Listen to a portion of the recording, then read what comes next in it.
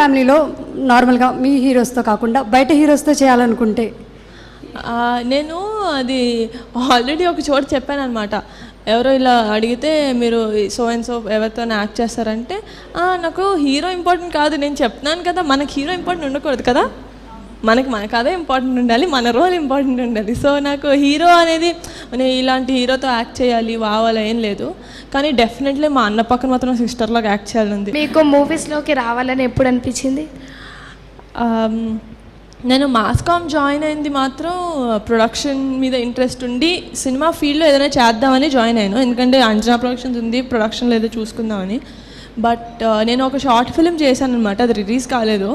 ఆ short film టైంలో actually ఒక పెద్ద కెమెరా అలా చేశారు. అప్పుడు నాకు ఇంట్రెస్ట్ స్టార్ట్ అయింది, మేబీ నేను యాక్టింగ్ చేయొచ్చేమో, మేబీ ఇందులో ఇంట్రెస్ట్ ఉందేమో అని. మీరు మీ నాన్నగారు చెప్పిన అబద్ధం ఏమైనా ఉందా పెద్దది, ఇప్పటి వరకు ఏమైనా తెలియని విషయం?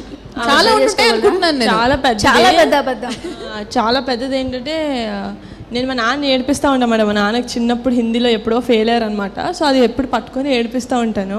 11th క్లాస్లో నేను మ్యాథ్స్ ఫెయిల్ అయ్యాను అనమాట. ఇప్పటివరకు ఎవరికి తెలియదు ఇంట్లో, ఇప్పుడు మీ ద్వారానే తెలిసింది. Thank you. నేను ఈ క్వశ్చన్ ఎవరో ఒకరు అడుగుతారని చెప్పి ఆన్సర్ కూడా రెడీగా పెట్టుకున్నాను తెలుసా. నాకు ఎందుకు అనిపించింది ఎవరో అడుగుతారు అబద్ధం ఏం చెప్పారు అని. బట్ రిపోర్ట్ కార్డ్ లేదు కాబట్టి మీరు సేవ్. అది ఎస్ఎస్సి అయితే ఇయర్లీ ఉండేది కదా, నేను సిబిఎస్ఈ చదివాను 11th and 12th, అందుకని కాలేజ్లోది గుట్టు రట్ అవ్వకుండా కాలేజ్లోనే ఉండిపోయింది అనమాట. తెలిసిందిగా మీ నాన్నగారు. థ్యాంక్ యూ ప్రబలిక, నీ వల్ల తెలిసింది.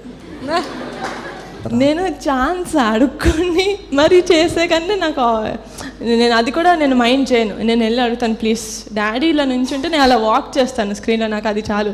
150th మూవీ నుంచి నేను నిజంగా చెప్తున్నాను, మీకంటే ఎక్కువ నేనే వెయిట్ చేస్తున్నాను.